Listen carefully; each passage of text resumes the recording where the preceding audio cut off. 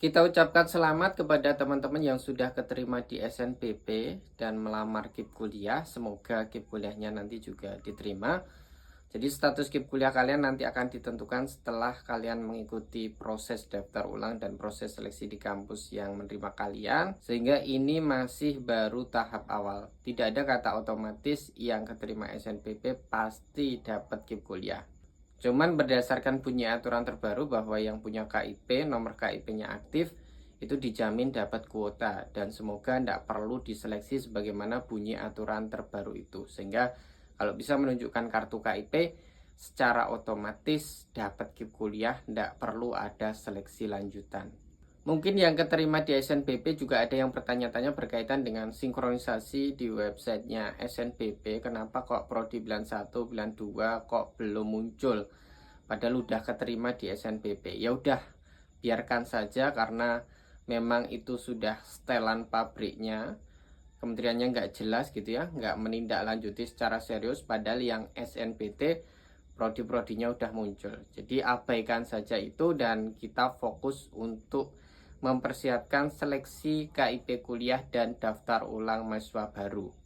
Nah, menyongsong daftar ulang tersebut, ya teman-teman silahkan cari grup mahasiswa baru di kampus kalian agar kalian nggak ketinggalan informasi update jadwal daftar ulang. Atau secara berkala silahkan kunjungi website kampus kalian, cari informasi berkaitan daftar ulang mahasiswa baru.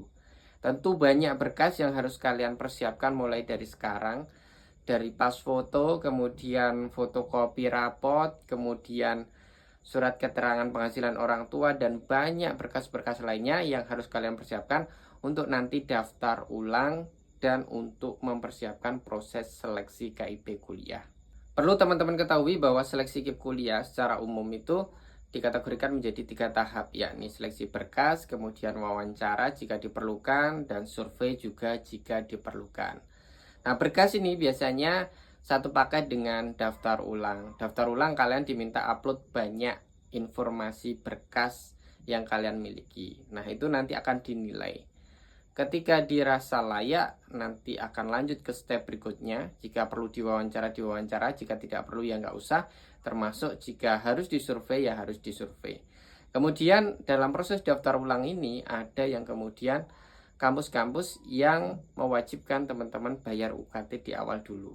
Ketika kampusnya mewajibkan, ya harus bayar. Di mayoritas PTN sebenarnya pelamar KIP kuliah itu biasanya ditangguhkan pembayaran UKT-nya alias gratis terlebih dahulu.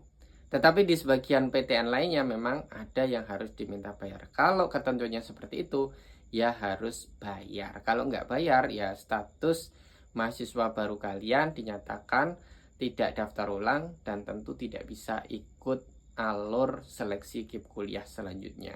Kemudian seleksi nanti harus kalian lalui, kapan pengumumannya, kan seperti itu. Pengumuman KIP kuliah dan proses seleksi KIP kuliah itu ditentukan oleh masing-masing kampus. Jadi jangan percaya nanti kalau ada kampus yang bilang, oh seleksi KIP kuliah nunggu kementerian. Tidak, yang melakukan proses seleksi adalah dosen atau petugas di kampus kalian masing-masing. Kalian dinyatakan lolos, kalian dinyatakan tidak lolos itu berdasarkan SK Rektor di kampus kalian. Bukan berdasarkan keputusan Menteri Pendidikan Tinggi, bukan. Biasanya pengumuman KIP kuliah itu kalian dinyatakan lolos tidak itu bergantung kampus kalian. Ada yang cepat, ada yang lambat. Ada yang setelah daftar ulang ini langsung dinyatakan lolos, ada yang dinyatakan nggak lolos, langsung bayar UKT, misal seperti itu, ada. Tapi banyak juga kampus yang menggantung status KIP kuliah kalian. Ada yang mengumumkan nanti baru Agustus, ada yang mengumumkan baru September, atau bahkan ada yang baru diumumkan di bulan November dan Desember 2025. Jadi itu bergantung kampus kalian masing-masing. Proses seleksi KIP kuliah akan berjalan setelah kalian melakukan registrasi mahasiswa baru. Jadi terus berdoa semoga perjuangan kalian keterima di SNPP ini nggak sia-sia gitu ya. Karena nanti akan sia-sia ketika kalian sudah senang keterima di SNPP, ternyata KIP kuliahnya nggak keterima, kemudian kalian nggak ambil, itu tentu sangat menyakitkan sekali. Saya berdoa semoga teman-teman yang keterima di SNPP bisa lolos dan dapat kuota KIP kuliah di kampus masing-masing.